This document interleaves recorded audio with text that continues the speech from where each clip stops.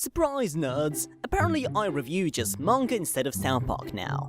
Unless I change my mind. Which I often do. Anyway, new series. So now that I've got legal access to Shonen Jump, every few weeks I will pick one chapter of a given series in the current issue and talk about my thoughts on it. Along the way, I will give some background to the premise of the series and its recent events, and then provide a short synopsis. So let's get started with Food Wars Chapter 278. Background. Food Wars Shokugeki no Soma is a story about a young chef who ends up enlisting to the most prestigious cooking high school in Japan, the Totsuki Institute. The recent arc focuses on the takeover of the school by a new headmaster, Azami, the father of Erina Nakiri, possessor of the God Tongue. Basically, she can determine whether food is good or bad. Now I know that this doesn't sound like that impressive of an ability, but in the fallout of a grand tournament arc, Erina has become the new headmaster at the age of 16. Just deal with it. Izami kept children in cages before it was considered the norm. In an effort to revitalize the series after a lengthy, tiresome saga that was not universally well received, a new enemy was introduced. Les cuisinières noirs.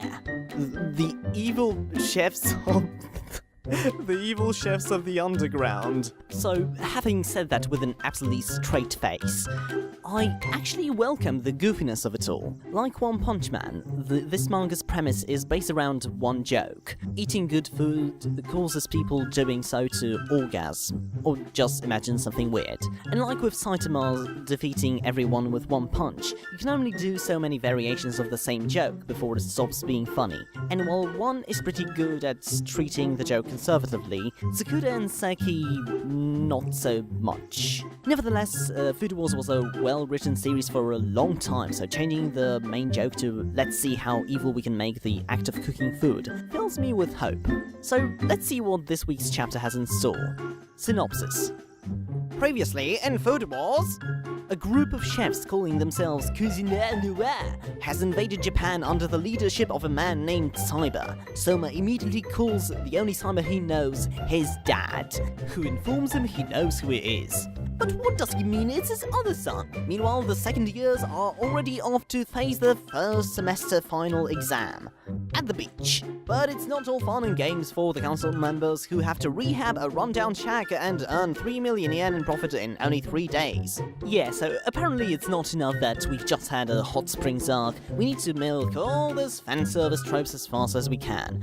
So last time the teacher bloke, who we're pretty sure is Soma's evil brother Cyber, said Erina might be going far away, and we immediately resolve the spooky cliffhanger of someone coming to take her by revealing it's just a fan.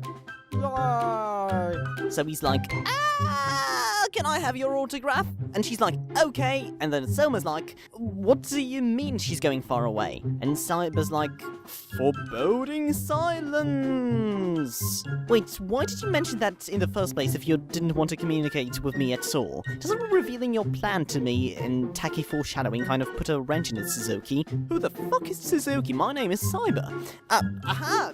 Tricked you into revealing yourself. Curses! I'm gonna go now. Well, I don't see any reason why I should be suspicious. So then Erina calls her assistant Hisako and she's like, ah! They talk about Suzuki courting her, and Hisako's like, ah! A lot of people are like that when talking to Erina, to be fair.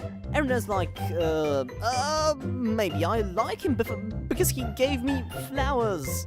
But then she's like, no, I'm a dean, so I have no time for romance. I'm 17 now, it's time to grow up and do my age-appropriate job. And the ship baiting continues when Nikumi complains boys keep asking her out, the customers I mean, but none of them's the boy she likes.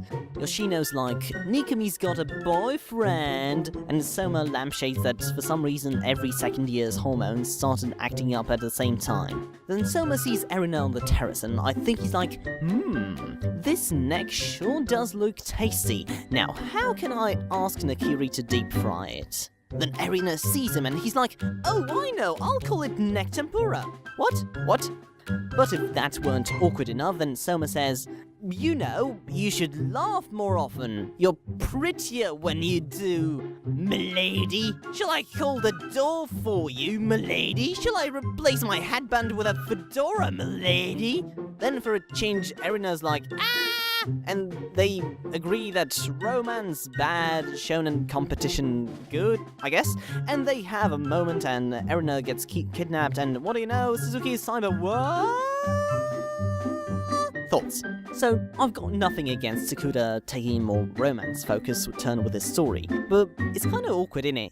I mean, Cyber's Princess Carrie possessive courting thing is creepy enough, especially considering Erina's still a teen. But then we have Soma's nice guy backhanded compliments. Now, maybe she has a good reason not to smile or laugh often, mate. Maybe it's the fact that you've made her the dean of the Blondie Institute, and she has lots of responsibilities now. Patronizing twat.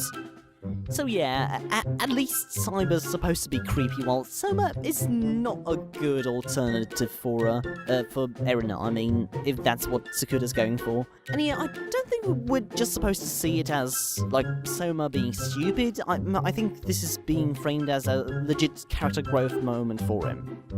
To complain some more about Cyber though, his actions kind of don't make sense to me, emotional or logical days. So just as you're starting to win Erina over, you're going to kidnap her, okay? And you need to warn Soma about it and count on him ignoring that clear threat from a bloke who clearly said that I'm gonna make Erina Nakiri mine? I don't know, there's nothing offensive about this chapter or anything, it's just a little embarrassing is all. I kind of expected better.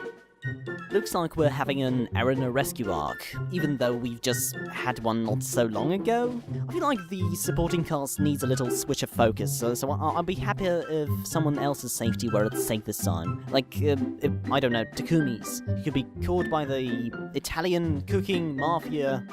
But then Food Wars couldn't aspire to be the third harem manga in Jump right now, could it? So, if you'd like to help me with the demonic algorithm of Le Cuisinier Noir, consider liking or sharing this video and giving us a subby sub.